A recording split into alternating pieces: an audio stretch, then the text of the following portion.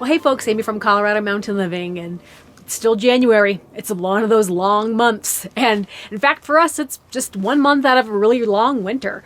I know a lot of folks probably wonder about how long our winters are up here in the mountains. You know, at over 9,000 feet elevation, they last a long time, at least the wintry weather does. So some people might say 6 months, and some people might say 9 months if you think about the weather temperatures outside. We don't really get the traditional spring that a lot of climates get because it can still snow in spring. So we really start preparing in October for the cold weather. We wrap up our outdoor projects for the most part. We know once the ground freezes, you're not really doing any digging in the ground.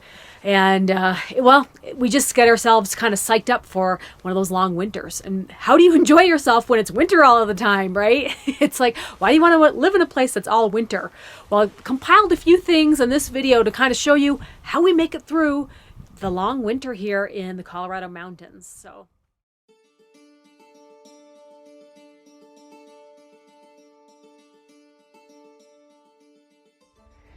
Got the drone. I got the drone. All right, we're gonna take it for a spin. Go check out. Yeah, nice and sunny and calm. Time to go snowshoe that ridge. That's right. Cool.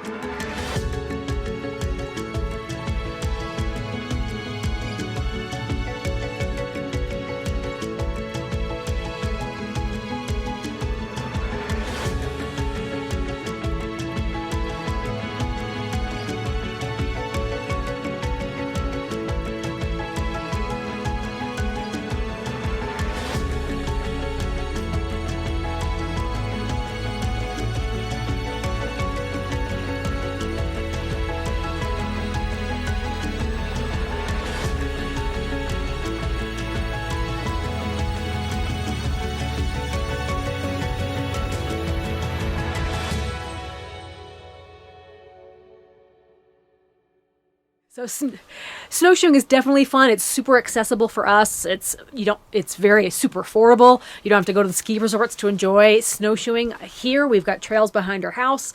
Definitely have a lot of fun. Take the dog out, something we can do as a family. So that is one of our favorites for sure.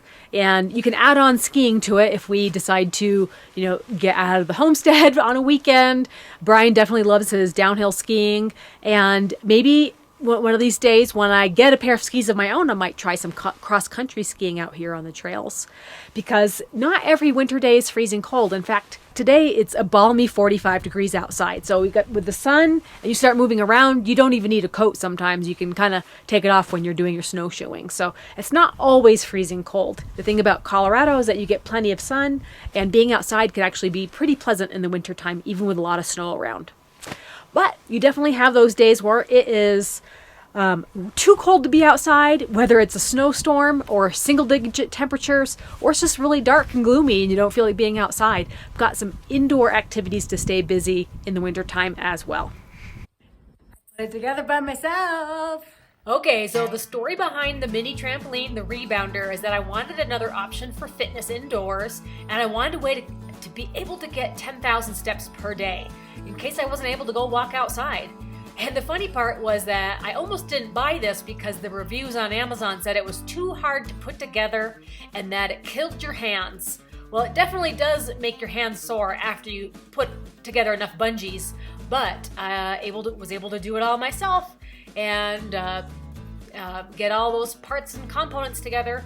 and have my own low-cost fitness trampoline. We've got the room downstairs, and I have a way to get my 10,000 steps per day. So definitely recommend the mini trampoline to make fitness fun, especially if you're working out inside in the winter.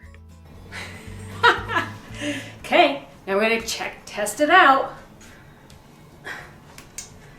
And this one's rated for 450 pounds, so I think it's got me covered.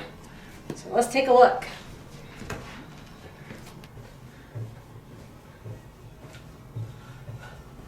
Alrighty, might be time for the workout.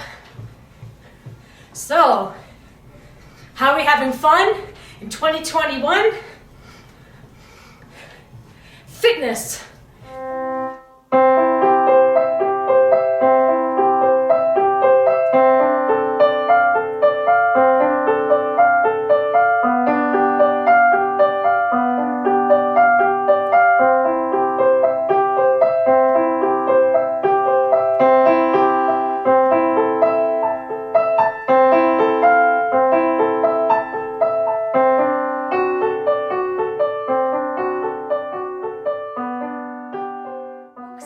So if you saw our Christmas special, then you know that one of my Christmas presents this year was a big Yamaha keyboard, full 88 key keyboard. It's the P125 Yamaha. So it's actually referred to as a digital piano because it's got weighted keys and it has the full size keyboard. But I actually haven't played the piano in many years, but I really haven't practiced the piano at all, like on a regular basis, since probably the 6th or 7th grade. So that was a lot of years ago. And now I'm trying to figure out what's the best way to get back into it. Okay, do I do sheet music? Do I get lessons? Do I use the apps that are out? Because they didn't have apps back in the day, and they didn't have internet back then either. But apparently there's a whole bunch of different ways to learn how to play piano, even videos on YouTube. But I'm trying to look for an instructive way, learning how to read sheet music again, and also having fun. So I have come across two different apps that I'll mention. One is called Flow Key, and you can start from a beginner, you can go all the way up to a pro level. So it seems like they have a wide variety, and they have really high ratings as well. So I'm using that one, and that one has a yearly annual, that one has like an annual subscription or around $100. So it's pretty affordable if you think about how much lessons cost these days, upwards of $40 an hour. So that might be a good place to start for me. It's gonna give you can choose your options of either like learning how to play a song right out of the gate, or even just starting with more theory and learning how to read sheet music. So I was actually having fun with that one. I need like a different kind of stool because the stool that I'm using puts me a couple inches shorter, and so the piano's up a few inches too high. So one project for this year is building a piano bench, and another one would be just practicing. My goal is to practice 2 hours a day. So I'm gonna give you guys some updates on my progress. But as far as reading music, I've been practicing reading slowly and practicing, and then some of the pieces that I've got really familiar with, I'm actually getting to play some of those by heart. So the only thing I don't like about the app is if you mess up one note, it makes you play it before it lets you keep going. So you can't just skip through and do the rest of it. It stays on that one note that you made a mistake on. So it's good to break you from making the same mistake over and over, but it's annoying because you only get one line at a time on the app.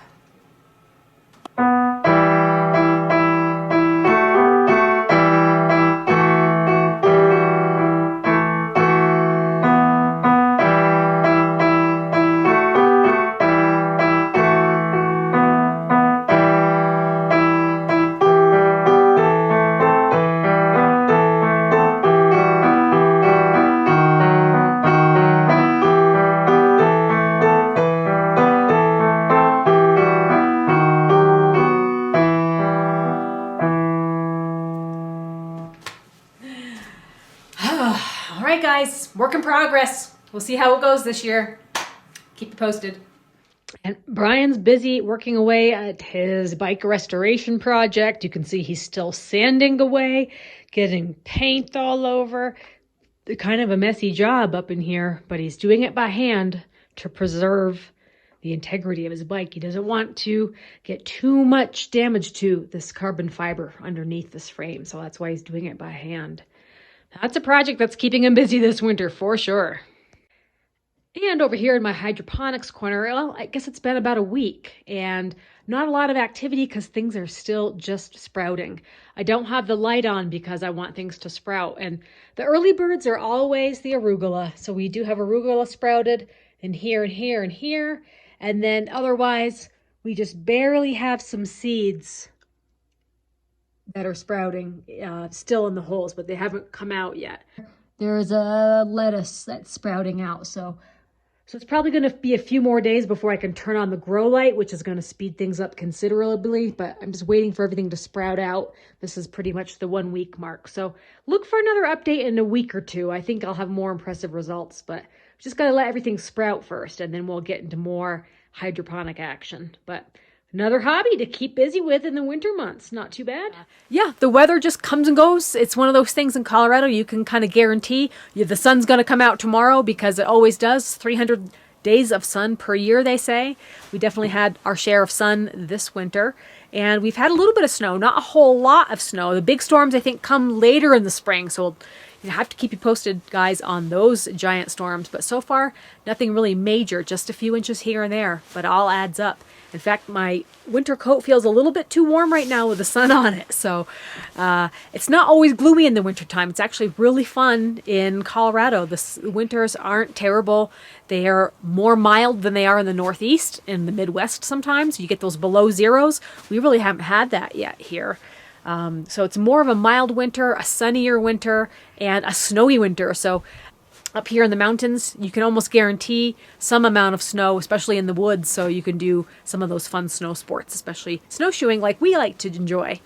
But anyways, guys, we got plenty to keep busy with. Again, we got to get back to some of our other projects. You know, Brian's been working on his bike, but we definitely have other building projects to do in the winter to keep us busy, and plenty of hobbies as well. So between, I think, the hydroponics and learning piano this year, it's plenty to stay busy with for our long winter this year, 2021. Okay, guys, we'll see you at the next one. Bye-bye.